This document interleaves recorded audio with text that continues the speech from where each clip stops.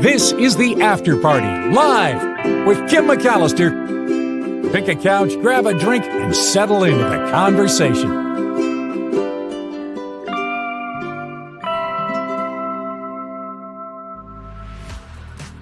Hello, everybody. It is the After Party Live on a Friday, and we welcome Tim Sika back to the show at the Movies with Tim Sika coming up in just a few minutes. Also wanted to highlight one of the comments that I saw pop up, and it's this. The hippopotamus, says Nullifidian, is the most dangerous animal in the world, killing about 500 people a year. How then is it possible that this little creature could be so adorable? Because every animal is adorable when it's tiny, right? It's not until it grows up that it becomes dangerous. But check out this hippopotamus that kills 500 people a year. Yeah, the hippos are one of the deadliest creatures. But look at this hippo has achieved celebrity status. Its name is Deng, and this is a little hippo that just turned 1 year old in Thailand. And celebrities flocked to celebrate the birthday of Deng. There were lines out the zoo of people trying to come and participate in the celebration, and they sure gave this creature a feast. Look at this. This is Deng with its mother. And look at that spread for Deng's birthday. And Moo loved it. But this hippo is adorable. I know, I get it. This is a viral pygmy hippo, perhaps smaller than normal, but I got some party mail from Julie D. She writes, and she's the one that turned me on to Deng. She said, "This is Thailand's baby hippo, turned 1 year old, had a great birthday party at the zoo in Chonburi, Thailand. This hippo," she said, "looks like it's used to attention, and you should see the feast it had." And yes, it did have a huge feast. This baby hippo, pictures of it just tend to go viral. This hippo, Deng, became one of the top TikTok trends of 2024.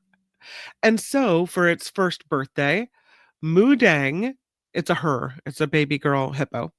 Deng had a 4-day long celebration, a 44-pound cake, you could say, made of mostly vegetables, and was celebrated by fans of this hippo that traveled around the world to attend this big birthday party at the zoo.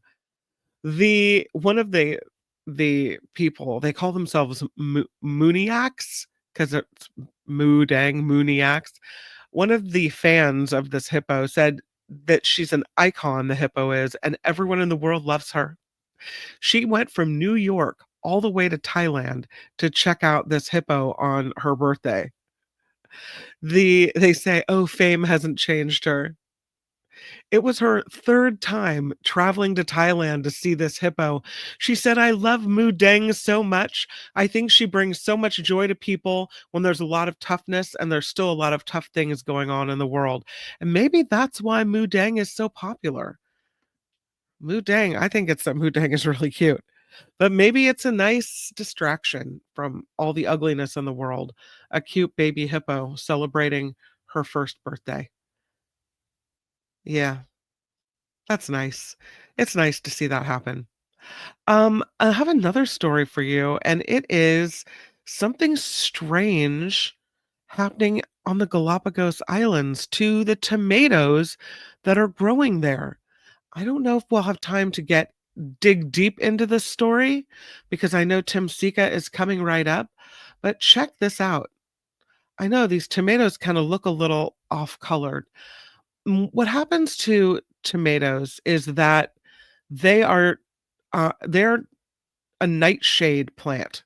And so many moons ago, they had they had a bitter compound called an alkaloid, Solensay. And the nightshade group of plants have this. And the point is of it to help fend off bugs, pests, animals, fungi, anything that would attack the nightshade plant, including tomatoes. When these plants produce these alkaloids in high concentrations, they can also sicken people who eat them as well. And so researchers get involved. They do a study on what's being called reverse evolution because tomatoes had evolved so that they wouldn't make us sick. And that even though they're a nightshade plant, they didn't have huge amount of alkaloid in there that would make us sick. But that's changing on the Galapagos Islands. So this paper published in the journal Nature Communications details a study where researchers gathered more than 30 wild tomato plants grown in different places on various islands and analyzed them. And they found the tomatoes growing on the eastern islands were behaving as expected, producing alkaloids similar to those found in modern cultivated varieties. But those growing on the western islands, those were reverse, as you say, reverse evolutioning, I guess you could say. And they were found to create alkaloids that were most closely related to those produced by eggplants millions of years ago. So, is it the way new tomatoes are going? I don't know, but something is interesting. Interesting is happening on the Galapagos Islands. Don't be plucking the tomatoes off the vines if you go there. It is time. We didn't have him last week, so it's extra special to have him this week at the movies with Tim Sika. Welcome back, Tim Sika.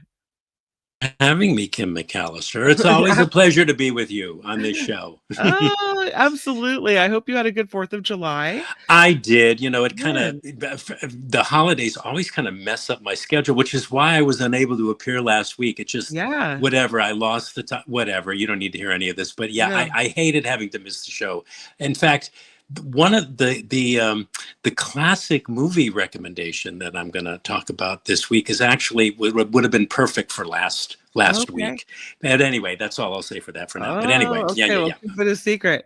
Okay. Well, your first movie of this week, I can't wait to hear what you say. It is Superman. Superman. Did Michael review Superman? He did review Superman. What did he think of it? Did he like it? I think he did like it. Yeah. Okay. Well, all right. Okay. So I'm going to present an opposing view then. I'm going to just lay all my cards out here. You know, based on this latest DC comic book movie iteration of the guy who's probably the most famous of all superheroes, right? Superman.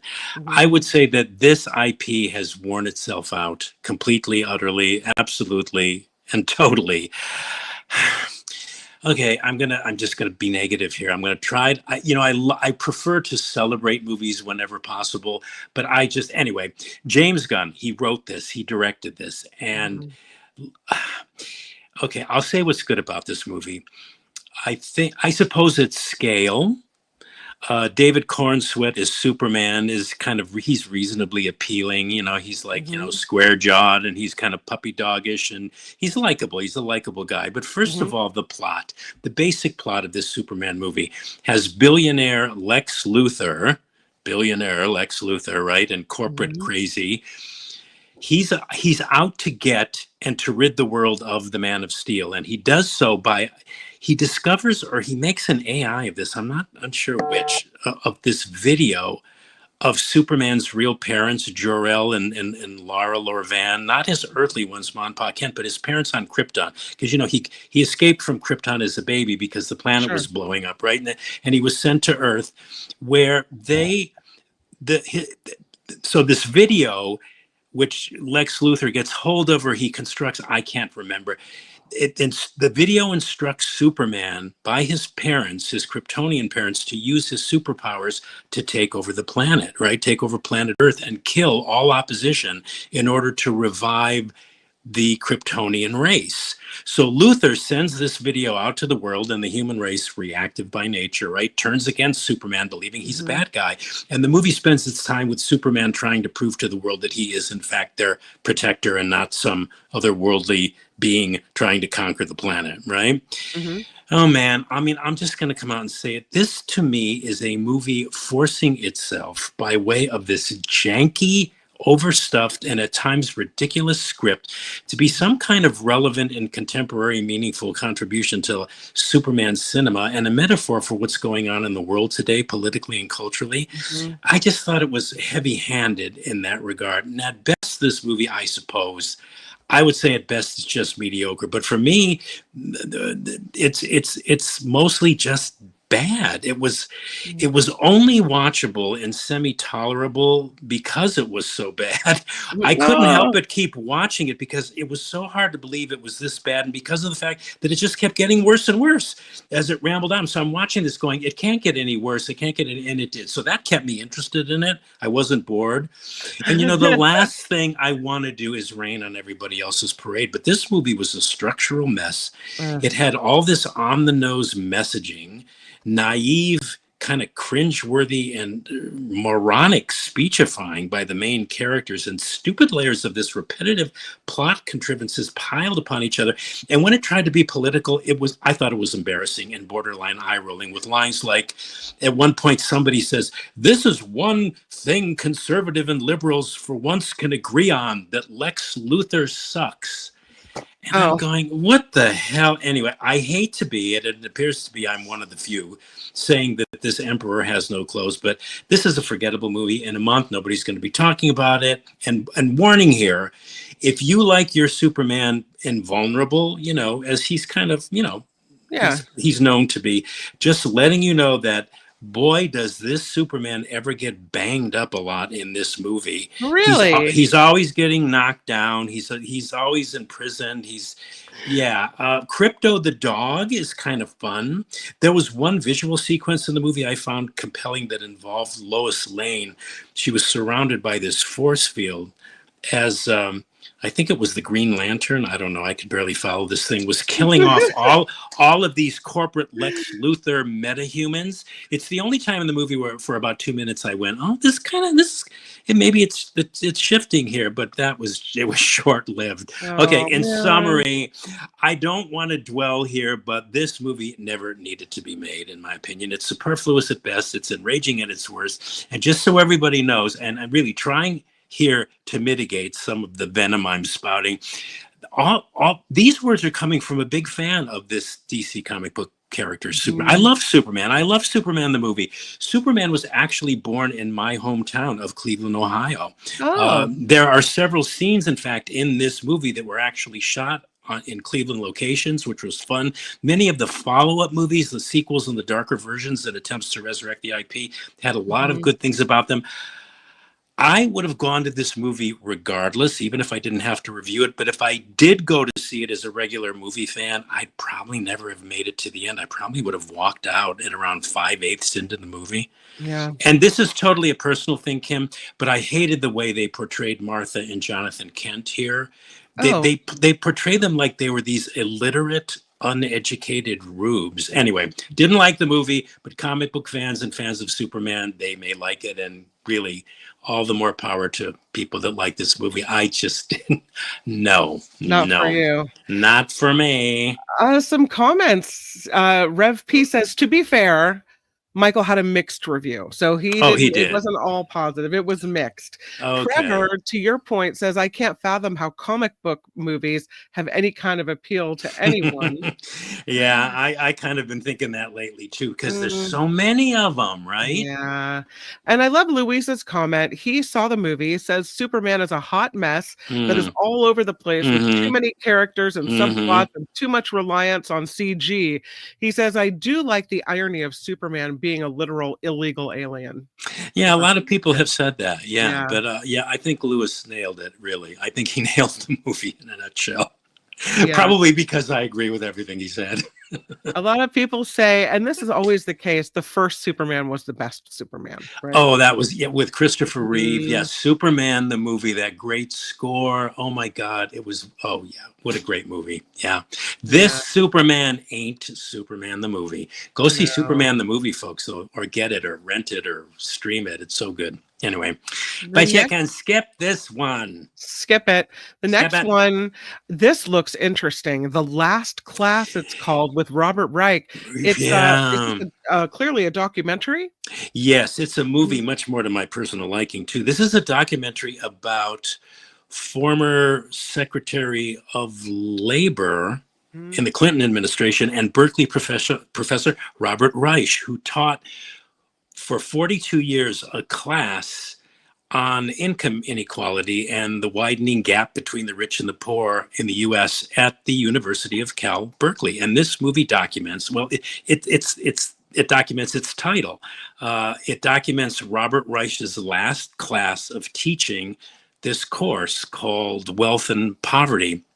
And that's just the starting point of a movie to that eventually emerges. I mean, yeah, it documents the Mhm. class, the last class, and it's really interesting. He said Rice has lots of interesting stuff, but it emerges as also a very likable and endearing portrait of an exceptional teacher and an exceptional human being whose approach to teaching, I think, should be the standard in all universities. His emphasis on critical thinking, the importance of holding space for people who genuinely disagree with you. He raises important questions in his class, important existential questions about widening inequality of wealth in this country and how it's undermining democracy, which he maintains and with which I wholeheartedly agree, requires engagement and constant participation if we take the idea of self-government seriously. There's just so much about this movie I love. It's relatively short. It's 72 minutes, but it's extremely pithy. To quote everything Reich talks about and says, and that would be worth mentioning here, would just take way too long. So I'm Mhm. just wholeheartedly recommending this movie, which is also, it also covers things like leadership and aging, because he's up in years, Reich, and he's retiring. Mhm. It's about loss, about overcoming cynicism, and it's about responsibility and the ending of a career, which can be, quite the trip for a lot of us, I'm sure. It's Mhm. very moving too, and it's an extraordinary portrait of an extraordinary public servant, Robert Reich. Follow him on Facebook, folks. My God, does he ever make sense? Yeah, Just yeah, I I follow him on do. Facebook. I read his posts all the time. He constantly makes sense, and So he's good and yeah, has something to say that is uh, elevates an idea and a yeah, position every single day. So good. yes. Mhm. Well said, That's the well said. last class with Robert with, this documentary with Robert you say Reich? I said Uh, Reich, so I don't yeah, know. you know what? Mm, I often pronounced it the way you do, but in the mhm. film they say Reich. Yeah, Alright, yeah. alright. So we both learned something. There we go. The There we next go. movie, that you have on the list is Kill the Jockey. Yeah. Now for something completely different. Mhm. Kill the Jockey. This is a weird movie and I think a semi-successful one, I'll say, that gets major props from me because it attempts to tell a story about identity and personal rebirth in a way in which most of us who go to the movies are, I would argue, unaccustomed to experiencing in the way that they portray that in this movie. This would be a plus for those movie fans looking for something completely different, but could be a real turnoff for other people who are just going, Mhm. "What the hell?" Anyway, it's directed by Luis Ortega. It's in Spanish with English subtitles, and it tells the story. This movie's crazy. Tells the story of a once renowned jockey who's totally lost his mojo. He's perpetually drunk. He's Oh, hopped up on horse drugs, oh and god. he's in hock to a mafioso don who informs him that, he better get his act together and start winning races or else the mob is going to take him out. Hence the Mhm. title, Kill the Jockey. Well, long story short, after this jockey predictably loses the race that would finally get him out from underneath the mob's hold on him, he winds up in this hospital. And as he recovers from this injury that doctors say should have ended his life, he dons a female disguise, finds himself as herself, proclaims his name is now Dolores, and he starts walking around the city. I mean, it's insane. It's crazy. All right. So I guess the best way to describe the film is Mm, that it's the kind of weird and very surreal kind of crime comedy that It's interesting. Some people have said this was like a queer allegory, and I never even thought about that until this morning when I read somebody's commentary about the movie. But it explores the movie. What it does, I think, and it does interestingly, is it explores gender, it explores identity, the fluidity of identity, it explores desire, and this notion, this philosophical notion that we have to die in order to be reborn again, metaphorically speaking. So, and just listening to myself describe it maybe makes it sound much better than it may actually be. Truth be told, I'm kind of on the fence about it. It requires the viewer to be more active than passive. Sometimes I think the film's weird style and pacing will get in its way of the story it wants to tell, but I'm recommending it because it is different, and we don't get to see that many movies like this being made today, and it's one of those films that would be fun. This is why I'm recommending the movie. It's one of those films that would be fun to go to the theater to see with friends, and then go out afterwards with them to discuss what the hell it was that all of us saw, because there's stuff in it. There's some compelling stuff in it, but it's so strange and so weird. And really, you're going really through most of the movies like, what the hell just happened? Why did it happen? What does this mean? But it's never boring. So I recommend it with reservation. Kill the Jockey. With reservation. Okay, so noted. Yeah. Kill the Jockey. The next one is called Sovereign. Yeah, this is another good movie, Kim. It's an intense drama. It's based on an actual incident and two real people whose names are used and whose story is told in this movie, Sovereign.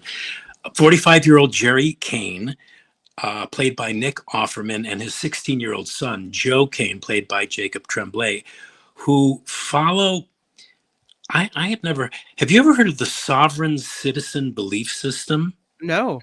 Yeah, I hadn't either. I had to research it, but it's this extremist, right-wing and anti-establishment worldview that's rooted in distrust of government and government authority. Before QAnon and Proud Boys, there were sovereign citizens who held a belief system that was fundamentally based on misinterpretation of law. The movement originated in the 70s, but the essence of the ideology is still with us. I mean, all you got to turn around, MAGA, for example.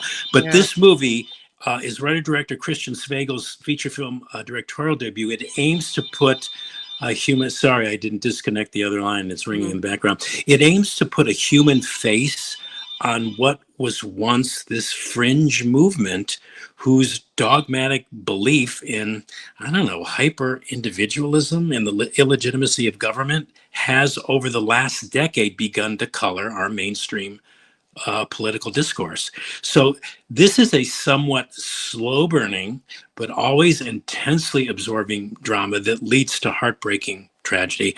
It's superbly acted by Nick Offerman, who's usually funny. In this, he's downright scary. He delivers this electrifying performance of this tortured soul whose personal trauma, we learn, kind of forms the basis of these beliefs of his. And Jacob Tremblay as his son is excellent. He's a kid who's like wanting more and more of a normal life as he sees his father's life unraveling before him on a daily basis because of these crazy beliefs. But yet, he's connected to his dad. So what is he gonna do? So yeah, it's a strong, relevant drama, which came out of nowhere for me. And it's the kind of movie one wishes would get more push and hype from studios who, if they had more money, could let more people know that movies like this exist. So I'm doing my best to spread the word about Sovereign. It is a thought-provoking and compelling and worthwhile drama to check out. So are these the people that are like the militia folks in the backwoods of Michigan, these kind of folks? I don't know about that. I know that this takes place in Arkansas. Oh, okay. So it's the way you describe what you just described fits these characters. But I had never heard of the sovereign citizen belief. Apparently there were a lot of people, and in the movie, this guy who, he goes around giving seminars, not seminars, he charges for these seminars, but he does these kind of like, what are they called? what are they called? The Tony Robbins kind of thing. But he frames it all in this, like, you can't trust government. Guns are important. You need to have guns to protect yourself. And if you have to, you need to use them. It's crazy, crazy stuff. I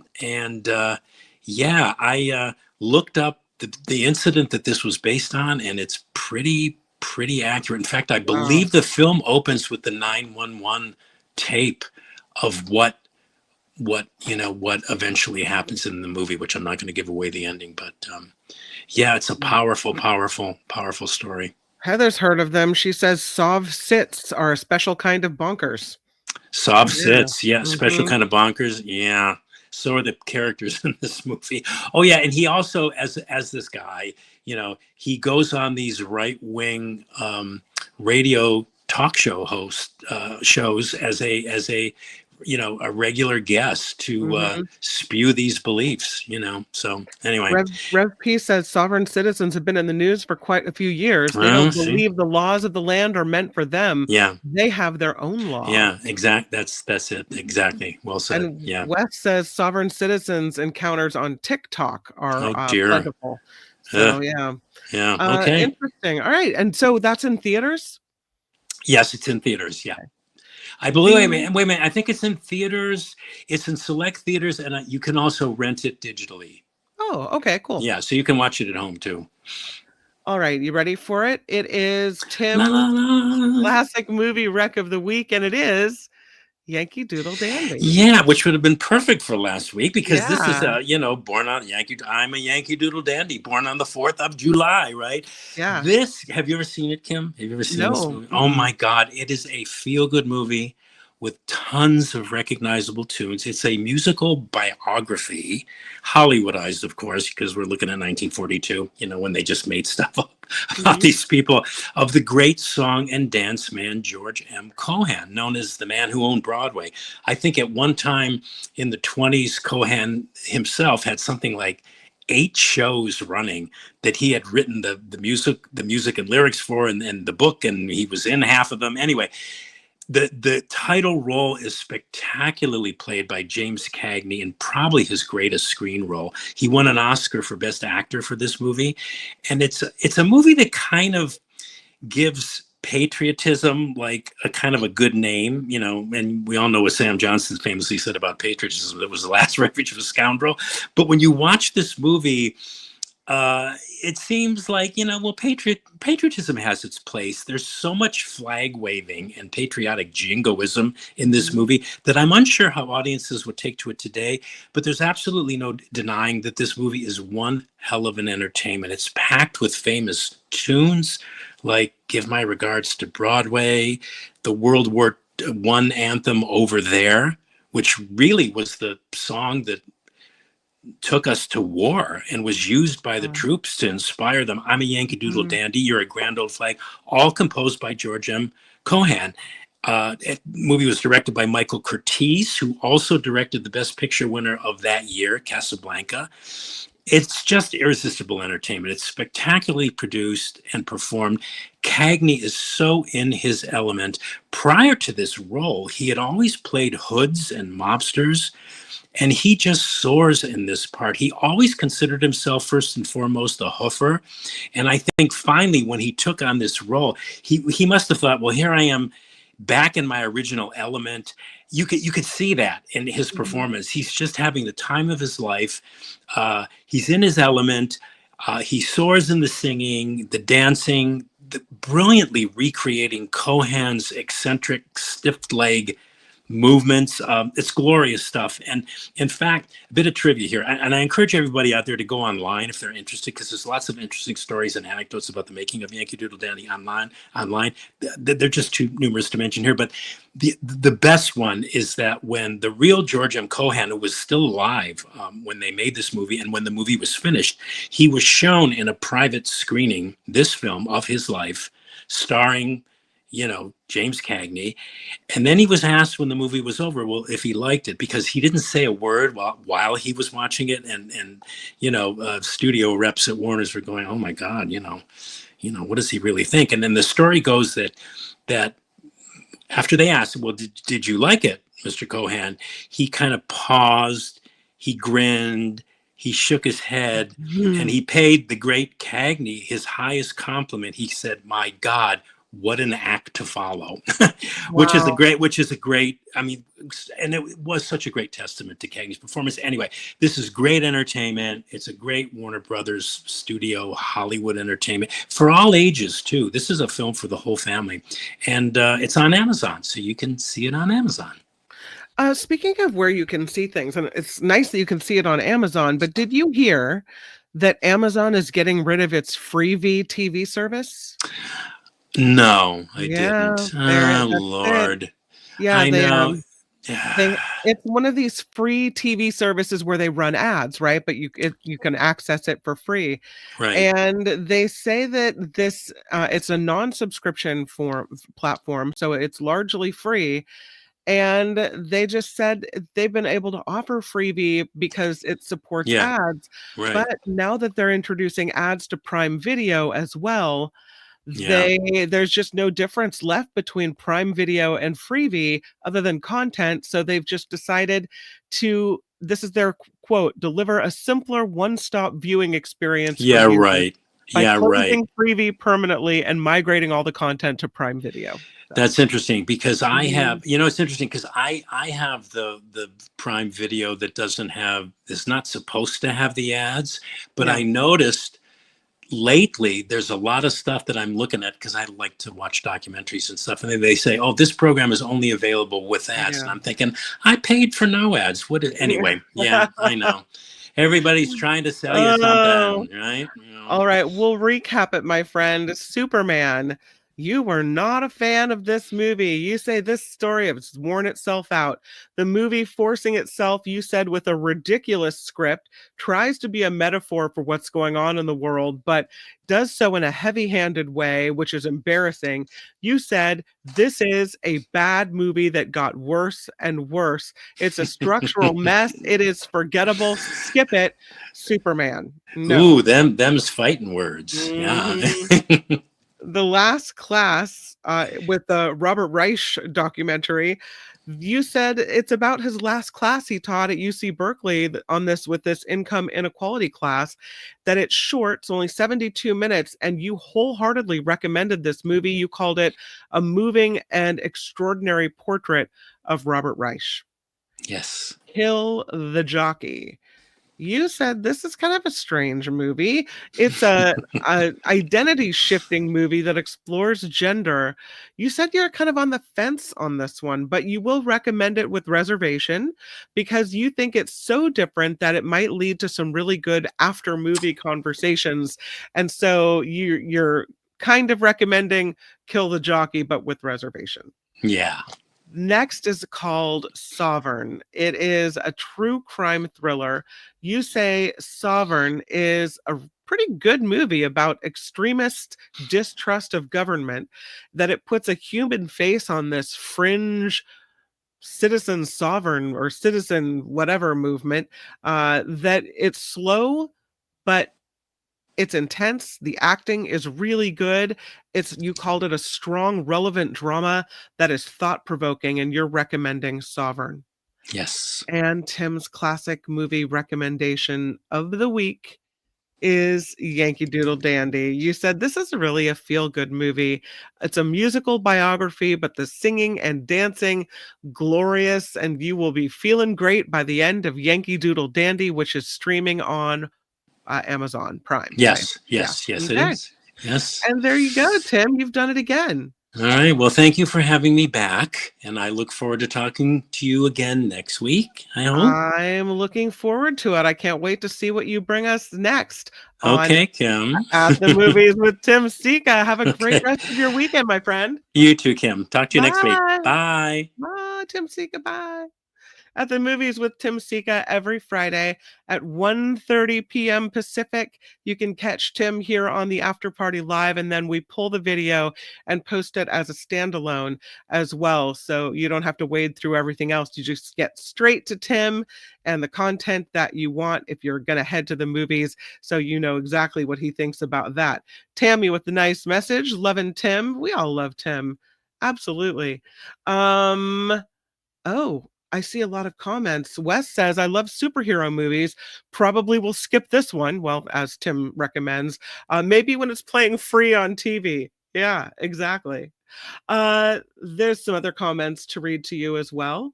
Uh, oh, yeah, looks like more discussion about the sovereign citizens. Interesting enough, and I feel like I need to know more about it. So it's an interesting enough concept for me to watch it. Plus, Tim says the movie is really good. So Phineas notes, I can't believe there are Trumpies and Proud Boys in Santa Cruz. Yeah, seems like an odd place for them to be. But that's at the movies with Tim Sika. Thanks again to Tim. All right, let's move into some of these other stories because I saw this building and I thought it was really interesting. Check it out. Look at that. This is a new high rise that was built in China and it's wrapped in white ceramic stripes. They tried to make this building look like the base of a mountain at the bottom, and it's kind of fascinating. It is in Xiamen, China, and its facade is white ceramic stripes with this mountain-like base. It's at the edge of a business district. It sits between dense high-rises and a green hill. It is the first office campus for a sanitary ware company, but it is huge. I have some other pictures of it too. Check this place out. It just stands out. Here's what it looks like from the inside with these giant white ceramic stripes. And here's another picture of it. It's just such an interesting looking structure that I wanted to show it to you. All right. They found something fascinating pulled from old ruins at an archaeology dig site, shoes from Roman soldiers. That is quite a foot. Would you look at that shoe? That's massive. Massive, massive shoe. This is a shoe that, oh, do I have that story? Yeah, exceptionally large Roman shoes. It was discovered at the Magna Fort right near Hadrian's Wall. This is in Northumberland, England, and they found a trove of shoes there, including this one, which they say is really abnormally large. And most of the shoes they pulled were actually pretty big. This one is a 12.8-inch sole.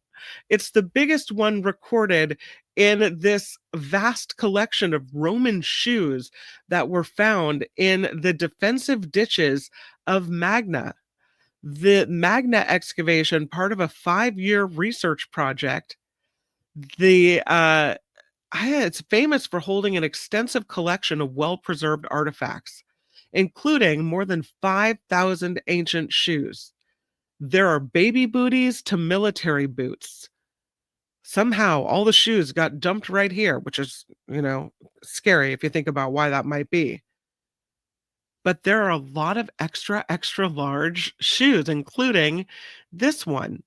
These boots were recovered from oxygen poor, waterlogged conditions at the base of Magna's deep, what they call an ankle breaker trench. These were defensive ditches designed to trip and injure enemies. But the anaerobic conditions in this area for all these decades, hundreds of years, centuries, were the ideal preservation for organic materials like leather. And so 2,000 years later, out comes this big old shoe. The archaeologists working on this said, even from this sample uncovered, it's clear these shoes are much larger on average than most others in the collection. Though we're comparing the new Magna collection, which has not yet gone through the conservation process, even taking into account maximum shrinkage, because it shrinks over time, it still means these shoes are very, very large indeed. And we know that the area by Hadrian's Wall housed a military population. There were Syrian archers, there were Dalmatians, not the dogs, but the people, Botvians, legionnaires from the Second Augusta. There were all kinds of troops stationed here. So who had the big feet? We don't know, but they say the variety of sizes might indicate physical differences among the regiments or perhaps different provisioning or cultural practices. We don't know. But they capture the imagination of people who find them. They say that it emphasizes how important it is to preserve these artifacts and to learn about the people that were there. So, yeah, cultural, physical, probably physical, because those are some big old feet. There was also something else discovered, and I thought this was an interesting story too. These stones were pulled from the sea, and the thinking is that they're from the Lighthouse of Alexandria. So far, they've pulled 22 massive blocks from the seafloor. They think it's from this ancient lighthouse of Alexandria, which was one of the seven wonders of the ancient world.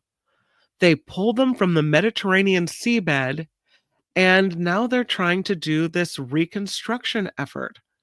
Don't know if that's going to work, but the restoration, it's part of the Pharos project. It's led by archaeologist and architect Isabelle Harry of France's National Center for Scientific Research and Egypt's Center for the Alexandrians under the authority of Egypt's Ministry of Tourism and Antiquities. A lot of people involved in this. They say that among the excavated finds here are massive lintels and uprights of the monumental entrance to the lighthouse, its threshold stones, foundation paving slabs, fragmentary remains of a previously unrecorded pylon. The doorway of the pylon blends Egyptian stylistic elements with Greek construction techniques, and that they say is evidence of the multicultural diversity of Hellenistic Alexandria. These blocks you're seeing weigh up to 80 tons. They're scanning them using photogrammetry and then passing them back to volunteer engineers to see if they can digitally analyze and virtually reposition the blocks, almost like an archaeological puzzle. And eventually, they hope to build a twin of the Lighthouse of Alexandria so that people will be able to see it in its original glory, and then they can maybe understand why it is that it collapsed. Here's some other pictures of the things they're pulling up. Look at that. Massive. They're pulling it up. And here's a digital rendering of what they think that it looked like. It's rather Ellis Islandy, isn't it? Kind of, in a way. It was constructed during the early 3rd century BCE under Ptolemy I Soter's region. It's called the Lighthouse or Pharos of Alexandria. It was built by a Greek architect. It stood more than 100 meters tall above the island of Pharos, guiding ships safely through Alexandria's treacherous coastal waters. And it did have the title of the world's tallest human-made structure for more than 1,600 years until an earthquake in 1303 made it inoperable. The remaining stones were recycled to build a fortress in the same place in 1477. Now, the sunken ruins they've known about since 1968. The archaeological work started in 1994, and so far they've documented more than 3,300 objects, including sphinxes, obelisks, columns, and granite blocks.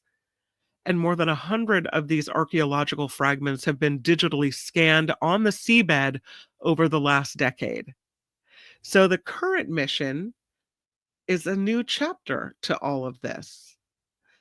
This is an extraordinary step toward reviving a monument lost to time. They're doing a documentary about it. It'll air sometime this year.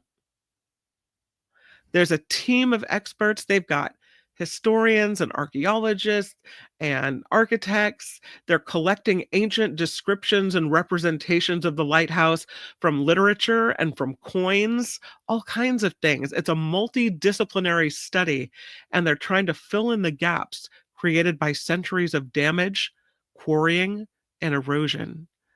And eventually, maybe we'll see this standing again. Fascinating. Very cool.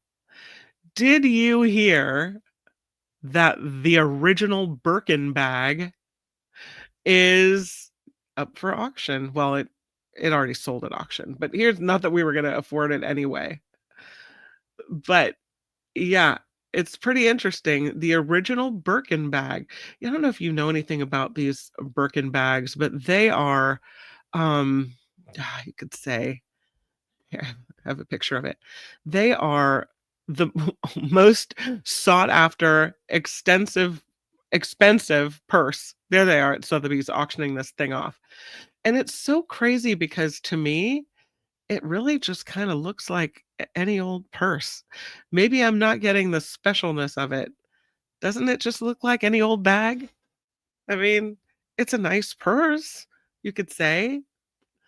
This is Jane Birkin's original Hermes handbag.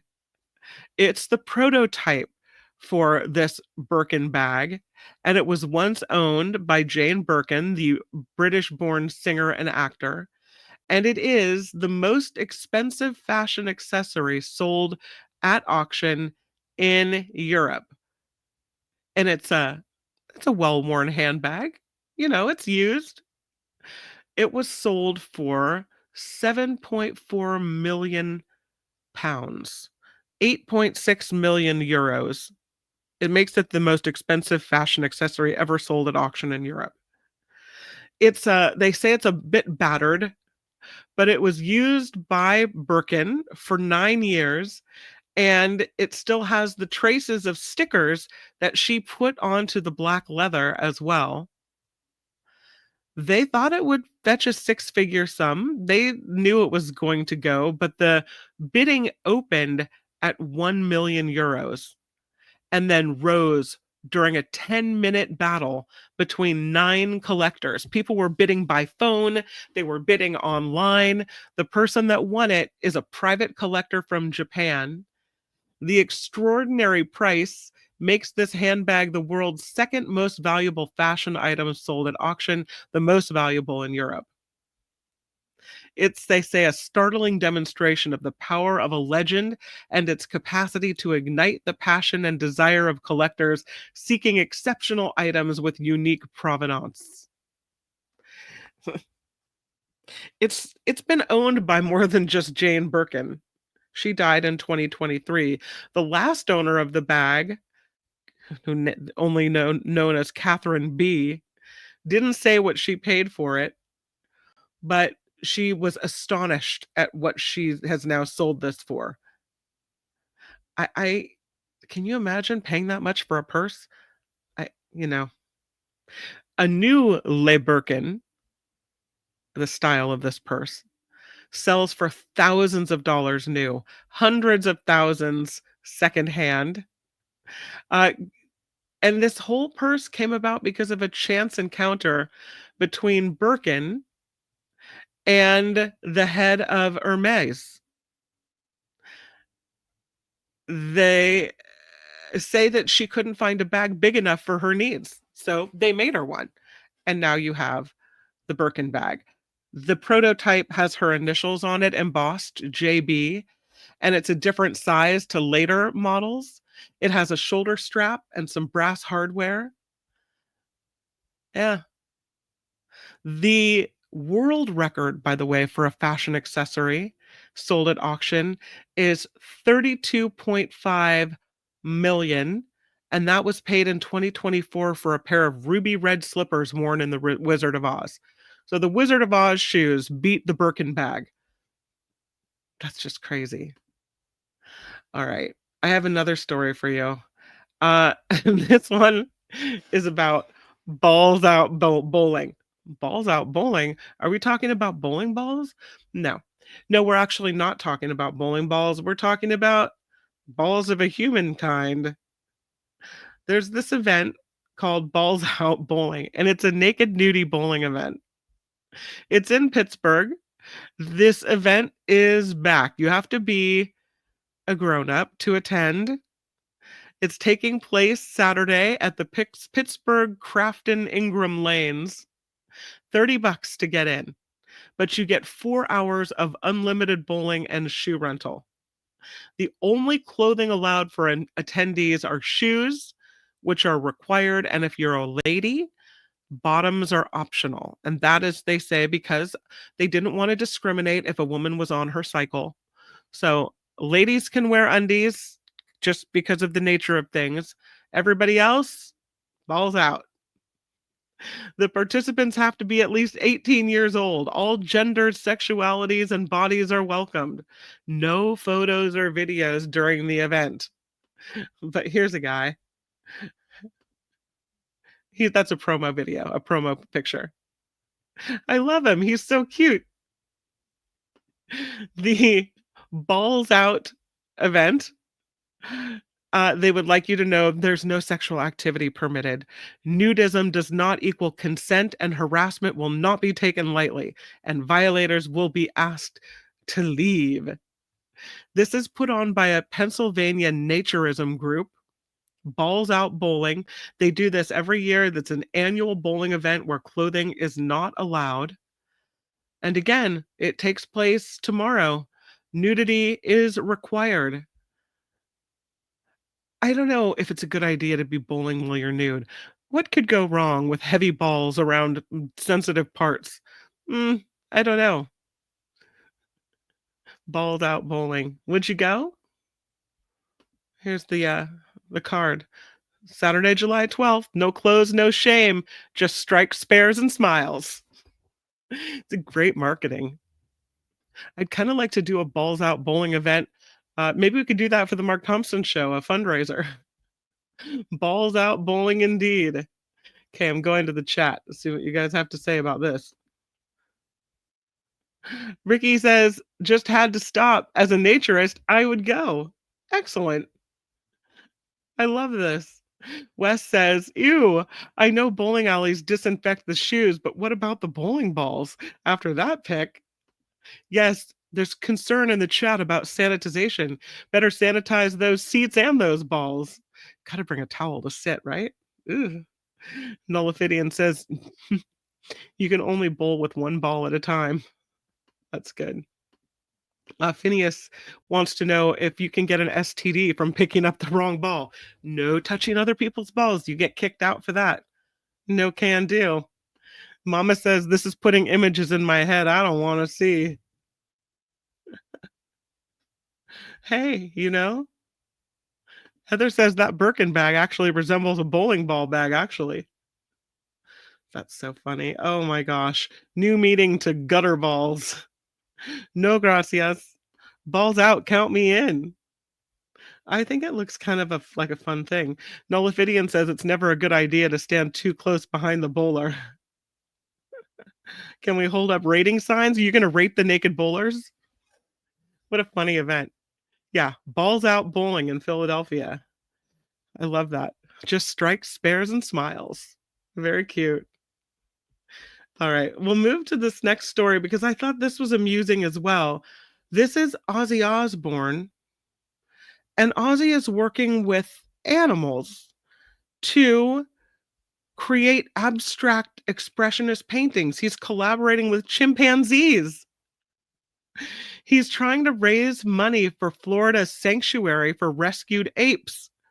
So, after he retired from Black Sabbath over the weekend officially, Ozzy Osbourne says he's got a new project. It is a visual art collaboration with chimpanzees. And Ozzy Osbourne is an amateur painter. So for his latest work, he apparently painted multicolored base coats on 5 canvases, and then the chimpanzees added some splashes of color of their own. The finished abstract expressionist works are being sold at auction to raise money for this group called Save the Chimps, which is a sanctuary in Florida. The chimps have been rescued from animal testing labs, thank goodness. And they were also rescued from poorly run zoos. Some were rescued from wildlife traffickers as well. Ozzy says, I paint because it gives me peace of mind, but I don't sell my paintings. I've made an exception with these collaborations because it raises money for Save the Chimps. Chimps are our closest relatives in the animal kingdom, and his wife Sharon Osbourne said, "I'm really proud of Ozzy for helping look after them." And so he's got this collaboration. This is fantastic. The auction for Osborne's collaborative chimpanzee paintings is open now. The bids for each artwork starting at £1,000. Ozzy getting into the painting and the helping. Here's another shot. He looks happy and joyful, and the paintings are kind of cool. I mean, yeah. Ozzy and the chimps getting it together. Some of you might have known about this story or this medical, I guess you could say, development where folks that are going through chemo for cancer, if they wear a cooling cap. It happened to a neighbor of mine. She was suffering from breast cancer, and someone gave her a cooling cap, and she did not lose her hair because she wore it religiously during her chemo. And so it's not necessarily a news story, but these cooling caps can protect hair. And there's a new technique to it now. They call it a milestone technique that could help cancer patients keep their hair during chemotherapy. And I think people have enough of a rough time going through chemo that, if they could not lose their hair, wouldn't that just be so much better for people who are already going through this emotional, horrible time? The researchers at Sheffield Hallam University found cooling the scalp to 18 degrees Celsius, 64.4 Fahrenheit can prevent hair follicle damage, and that topical antioxidants, adding that as well, could transform the ability of cooling to protect against hair loss. So this new method combines the scalp cooling, where you use a cold cap to reduce hair loss from cancer drugs, with a lotion that is made of antioxidants, some of them found in red grapes. They're calling it a milestone and the most effective way yet for keeping your hair. And they do indicate, like my neighbor, that cold caps are already used by some cancer patients to minimize the amount of hair lost. They work by restricting blood flow to the scalp, which reduces the amount of medication reaching the hair follicles. But they found that cooling the scalp to this certain temperature can prevent hair follicle damage, and that might not be enough. So these topical antioxidants then transform the ability of cooling to protect against the hair loss. At the base of hair follicles are these rapidly dividing cells, or uh, keratinocytes. I don't know how you say that. It's keratin, so keratinocytes, I would think. They constantly grow, they end up forming our actual hair. The hair follicles were isolated from the scalp and grown in the lab before being treated with chemotherapy to study the impact. They published this study in the journal Frontiers of Pharmacology. And the researchers say they showed that when the hair dies, or the cells that are rapidly dividing and grow the hair will die because of the toxicity of chemotherapy. But if you cool them, they're protected. And the researchers say they don't just mean protected, prevented from dying. So if cooling is used while the hair follicles are grown in the lab, it can completely prevent the toxicity. But there is a catch. You have to use the right temperature. The research has shown that cooling can slow down the cells, stop them from dividing, which equals the protection. And then they're compensated with this topical lotion with antioxidants like resveratrol, and it's a powerful double weapon. So I think that's great news for people who are already going through this type of stuff. To not have to look in the mirror and see your physical appearance transforming before your eyes. That's huge. All right, we'll end it with the lotto of the day. And for this, we go to Michigan, where a man wins a $500,000 because the ticket he normally bought or buys was unavailable. This is a 57-year-old man who told the Michigan lottery officials that he has the specific scratch-off game that he plays, and he had that in mind when he went to the Speedway in Cairo, Michigan. He said, "I stopped at the gas station to buy a triple red sevens ticket, but they were sold out. So I told the cashier, all right, I'll take a Detroit Tigers ticket instead." It was hard to believe, he said, when I saw I won $500,000, but after looking the ticket over several times, I told myself it must be real. He said he had to get a second opinion to fully believe his luck. So he signed the ticket, smart, and he took it back to the store to have the cashier check it. She said after that she scanned it, the cashier, she handed it back and said, "Looks like you have to go to Lansing for this one." He said winning the 500 million or the 500,000, well, that would be a thing, right? Is an answered prayer and still hasn't fully sunk in. He plans to use his money to help with his family and to invest as well. And that is the lotto of the day. And that is the After Party Live. Thank you for being here. My thanks to Tim Sika for joining the show and giving us such great movie reviews. My thanks to you for all the ways that you participate, the great stories you send, also the ways that you financially contribute to help this crowdfunded show carry on and keep going. Some PayPal folks to thank include Wes, who tosses in $5 today. Wes, thank you so much. A recurring payment from James S. Set it up on the PayPal so that it just goes off every month. Delette's recurring PayPal payment. Sheila M. Wes again from yesterday. So thank you guys so much for the way you keep this little show going. Just really appreciate you.